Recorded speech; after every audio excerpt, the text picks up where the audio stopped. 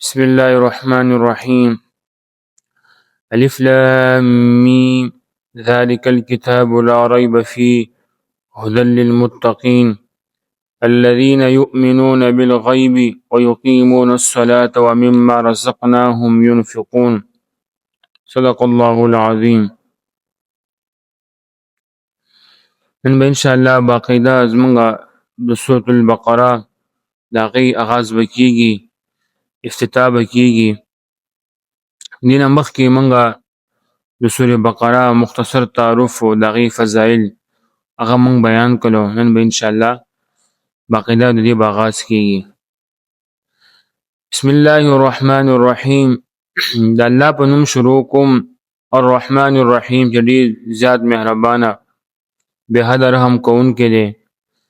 الف لام میم ذلک الکتاب، دا هغه عظیم کتاب دی، لا ریب فيه چې هیڅ شک نشته دی په دې کې، هدى للمتقین، هدایت دی د پرهیزګارانو دپاره، متقینو دپاره.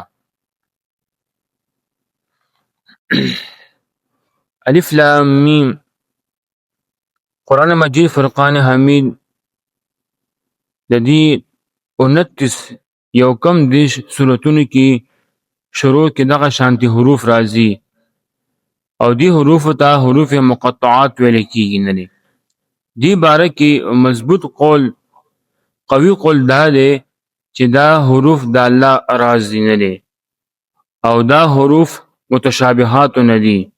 د دې مراد الله رب العالمین ته علم دی او موږ د دې حق کې دو معنی ایمان راوړو. یو دا چې دا حروف چې کوم دي، دا حروف مقطعات، دا سر بین الله ورسوله، چې دا د الله تعالی او د هغې محبوب صلی الله علیه و آله وسلم په منځ کې پټ راز دی نه دی. حروف مقطعات علم الله رب العالمین نه علاوه بل چاته حاصل دی یا نه دی. نو دا یا خبره یاد ساتئ چې الله رب العالمین خپل حبیب صلی الله علیه و آله وسلم نه حروف مقطعات علم وراته کړی دی. څنګه چې اعلی حضرت امام احمد رضا خان صاحب رحمت الله علیه فرمایلی دي چې قاضی بزاوی رحمت الله علیه انوار التنزیل کی په سورتونو ابتدا کې یعنی حروف مقطعات باره کې فرمایلی دي چې دا یو راز دی او الله رب العالمین چې خپل علم سره مختص کړی دی نه دی. او تقریبا دا شان دی روایت چې کوم دی خلفای اربع نور صحابه کرام رضوان الله علیهم اجمعین منقول دي. او دغه شانتي دا حروف چې کوم دی دا د الله او د الله د رسول صلی الله علیه و آله وسلم په منځ کې پټ رازونه دي او دغه شانتي دین نور خلق په دې باندې پیو کول هغه مقصود نه دی نه دی. او کچری دا راز رسول الله صلی الله علیه و آله وسلم ته معلوم نه وي نو بیا به غیر مفید کلام سبا خطاب کول لازم راتلی او دا بعید دی نه. لا ریب فيه چې شک نشته دی په دې کتاب کې نه دی. دا عظیم الشان کتاب دی چې دې کې شک نشته دی. آیات کریمه د دې حصہ کې رب العالمین د قرآن مجید فرقان حمید یو وصف بیان کړی دی چې دا هغه عظیم او عظمت والا شرف والا کتاب دی چې دې کې هیڅ قسمه شک شبه نشته دی، بلکې شک گنجائش هم په دې کتاب کې نشته دی نه دی. ځکه شک چې کوم دی هغه شیز کې چې چا په حقانیت باندې څه دلیل نه وي او قرآن مجید فرقان حمید په خپل حقانیت باندې داسې ډېر واضح او مضبوط دلایل ساتي چې هر صاحب انصاف او عقلمن انسان په دې خبره باندې مجبوره کوي چې واقعي دا کتاب حق دی او الله رب العالمین له طرف نه نازل شوی کتاب دی. هدى للمتقین، دا هدایت دی د پرهیزګارانو دپاره، یعنی دا کتاب پرهیزګارانو دپاره، متقین دپاره هدایت دی نه دی. آیات دې حصہ کې قرآن مجید فرقان حمید یو بل وصف بیان شلو چې دا کتاب هغه تمام خلکو دپاره هدایت دی چې څوک د الله نه یریږي نه، چا کې چې د الله ایری، چا کې چې د الله خوف وي، هغه کس لپاره، هغه خلکو لپاره دا قرآن مجید فرقان حمید هدایت دی. او څوک چې د الله نه کوم خلک چې د الله نه یریږي نه لري، نو هغه خلک د قرآن مجید فرقان حمید نه هدایت حاصلوي نشي نه لري. دا یا ساتي قرآن مجید فرقان حمید هدایت او رهنمایي اگر چې مؤمن او کافر هر کس د پاره عام ده نه لري. څنګه چې رب العالمین په سوره بقره آیات نمبر 186 کې فرمایلی دي هدى للناس، یعنی قرآن مجید فرقان حمید تمام خلکو د پاره هدایت ده. لیکن قرآن مجید فرقان حمید نه حقیقی نفع صرف متقین حاصلوي شي نه لري. یعنی قرآن مجید فرقان حمید نه صحیح نفع ګټه چې کوم دی هغه خل حاصلوي شي چې کوم متقین. ځکه الله په غو فرمایل هدى للمتقین، یعنی متقین لپاره دا قرآن مجید فرقان حمید دا هدایت دی نه لري. دغه شانتي قرآن مجید فرقان حمید کې د تقوا حاصلولو او متقی جوړېدلو ترغیب او فضائل کثرت سره بیان شوی دي. رب العالمین په سوره ال عمران کې فرمایلی دي یا ایها الذین آمنوا اتقوا الله حق تقاته ولا تموتن الا وانتم مسلمون. الله پاک فرمایلی دي اے د ایمان والو تاسو د الله نه ویریږئ څنګه چې د هغې نه د اېرېدلو حق دی، او ضرور دی تاسو له صرف د اسلام په حالت کې مرګ راشي نه دی. دغه شان یو حدیث پاک کې راغلی دی د تقوا فضیلت بیان شوی دی. حضرت ابو سعید رضی الله تعالی عنہ روایت کوي چې نبی کریم صلی الله علیه و آله وسلم فرمایلی دي استاسو رب عز وجل یو دی او استاسو پلارم اغم یو دی، او کوم عربی ته په عجمی باندې فضیلت نشته دی، نه عجمی ته په عربی باندې فضیلت شته دی، نه تور ته نه سپین ته په تور باندې فضیلت دی، او نه تور ته په سپین باندې فضیلت دی، مگر صرف تقوا سره نه دی.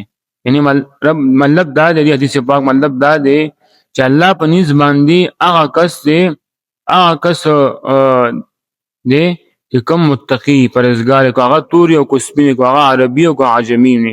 څنګه چې رب العالمین فرمایلی دي ان اکرمکم عند الله اتقاکم الذين يؤمنون بالغيب ويقيمون الصلاة ومما رزقناهم ينفقون.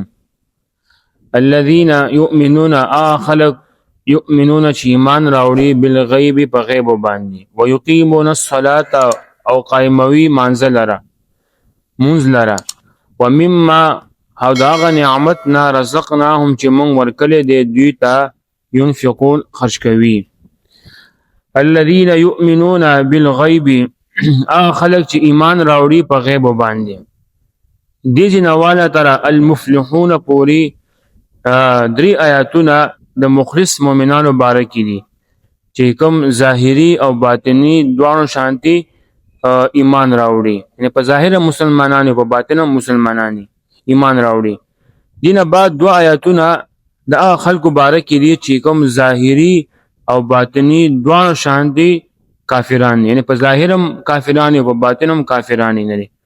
او دینه بعد تقریبا 13 آیاتونه 14 آیاتونه د منافقینو په باره کې دي چې باطن کې کافران دي او خپل ځان مسلمانان ظاهري نه دي. دلته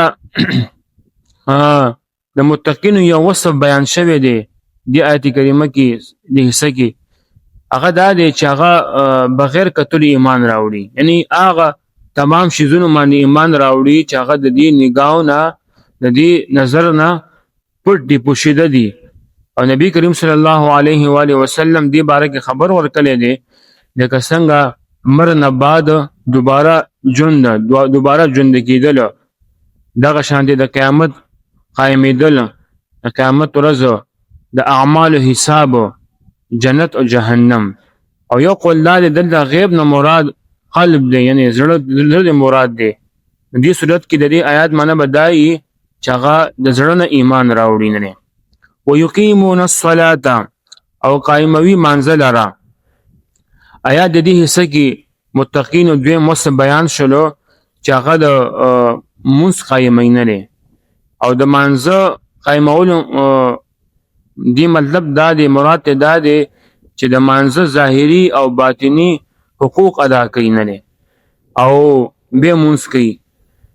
او د مانزه ظاهري حقوق دا دي چې همیشه په ټیم باندې پابندۍ سره مونږ ادا کوي او د مانزه چې فرایض سنن او مستحبات د هغې خیال ساتي، د مانزه تمام مفسدات او مکروهات او هغې نه ځان ساتي. او باطني حقوق د مانزه دا دي چې سړی د خپل زړه نه د غیر الله خیال وباسي، د هغې نه فارغه شي او په ظاهر او باطن سره د رب العالمین په بارګاه کې متوجه شي او دغه شان د رب العالمین عبادت کې مشغوله شي، مونځ ادا کوي. د مانزه یا ساتي د مونځ کولو د دې ډېر فضایل بیان شوي دي قرآن او حدیث کې، او د مونځ پابندي نه کول، مونځ نه ادا کول د دې ډېر وعید بیان شوي دي قرآن او احادیثو کې. یو حدیث پاک راغلی دی مسند امام احمد، دی حدیث پاک دی روایت کې حضرت عبدالله ابن عمر رضی الله تعالی عنهما چې نبی کریم صلی الله علیه و آله وسلم فرمایلی دي چا چې په مانځه باندې پابندي وکړه قیامت پر ورځ به هغه مونځ دې دپاره نوري برهاني او نجاتي، او چا چې د مونځ حفاظت ونه کړو نه به دې دپاره نوري نه به برهاني نه به نجاتي، او د قیامت پر ورځ به قارون، فرعون، حامان او ابی بن خلف سبا داوي. بل حدیث پاک راغلی دی روایت کوي حضرت ابو سعید خدری رضی الله تعالی عنه روایت کوي چې رسول الله صلی الله علیه و آله وسلم فرمایلی دی چا چې د قصد نه یعنی جان بوجھ کل مونځ پرېښودله د جهنم په هغه دروازه باندې به د دې نوم ولیکلی شي چې کوم نه هغه داخلیږي نه. ومما رزقناهم او د هغه نعمت نه رزقناهم چې موږ دوی له ورکړی دی ينفقون خرج کوي. آیات د دې حصه کې د متقینو خلکو درې مصل بیان شلو چې هغه د الله تعالی ورکړی شوي رزق نه څه ناڅه د الله په لاره کې خرج کوي نه دی، او د الله په لاره کې خرج کول نه مراد یا زکات دی، لکه څنګه چې قرآن کې ډېر ځایونو کې د مانځه سره د زکات تذکره راغلی ده، حکم راغلی دی. یا دې نه مراد تمام صدقات دی نه، لکه څنګه چې غریبانانو باندې، مسکینانو باندې، یتیمانانو باندې، طلبا او علماو، مساجد او مدارس وغیره دی له ورکول نه دی، دا دې مراد دی. او دا ټول چې کوم دی صدقای نافله دي. وما علينا إلا البلاغ المبين.